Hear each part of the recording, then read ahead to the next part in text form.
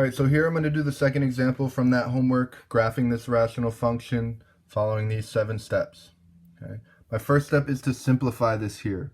We should notice that both parts of the top here have a 2 in them, and they also both have an x in.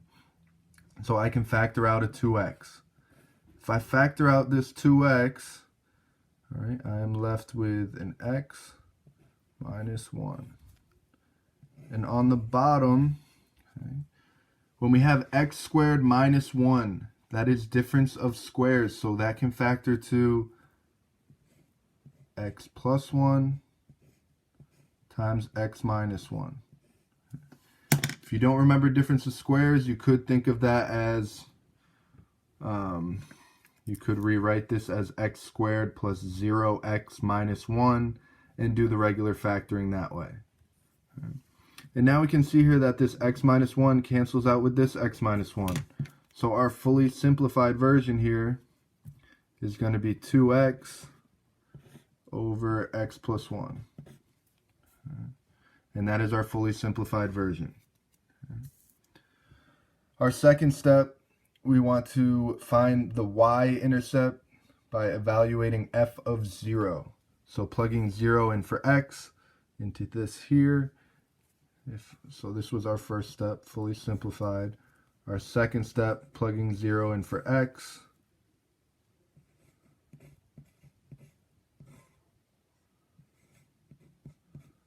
And when we do that, we get 0 over 1, which 0 over 1 is just 0. So when I plug 0 in for x, I get the y value of 0. So 0, 0 is actually our intercept here. And moving forward, our number 3, find the zeros of the numerator.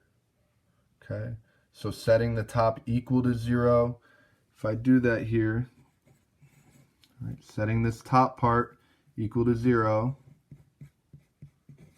divide by 2, 0 divided by 2 equals 0, which should make sense to us because 0, 0 we already found as a point on our graph. So when y equals 0, x also equals 0. That shouldn't surprise us here. Okay. And then our fourth step, looking at the zeros of the denominator, figuring out if they are wholes or asymptotes. Okay. So if I look at this here, my fourth step, I'm looking at these two values, x plus 1, set it equal to 0, x minus 1, set it equal to 0.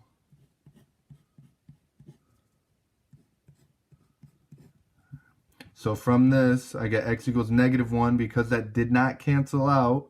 That's going to be a vertical asymptote. X equals 1 because that does cancel out. This is going to be a whole.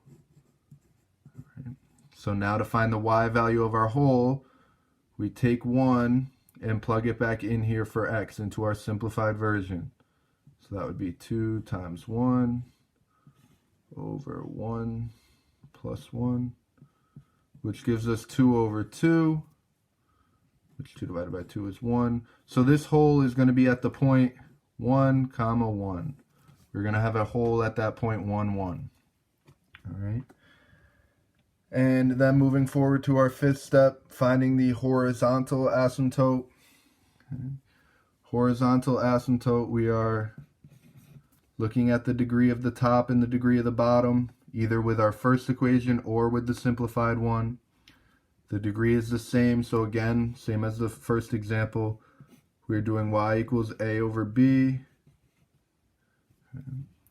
which we have 2 as a and 1 as b, so y equals 2 over 1 or y equals 2. That is going to be our horizontal asymptote.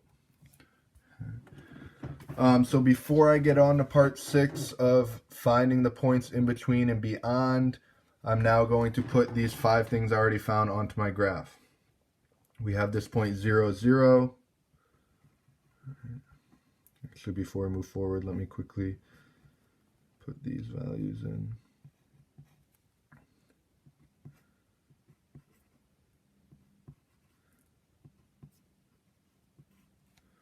Okay.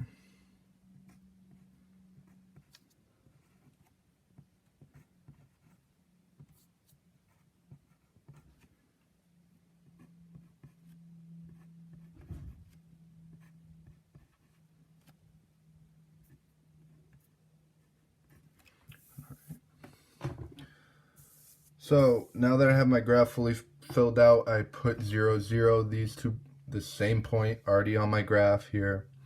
Now I can put on my vertical asymptote at -1, which means I'm going to put a vertical line, a dotted vertical line here at -1. And I know it's going to approach that on both sides, whether it's going up or going down, it's going to approach that on both sides of it. And then I have a hole here at the point 1, 1. So I'm going to go to 1, 1 and put a hole in there. And lastly, I have a horizontal asymptote at y equals 2. So at y equals 2, I'm going to put a dotted horizontal line.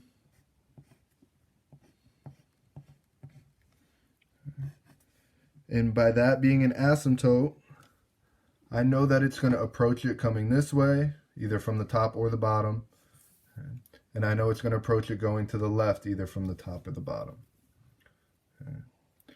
So again, we can see here when I go to find other points, I don't have anything over here on this left side. So maybe I'd want to plug in a few things. I can plug in -2, -3, -4.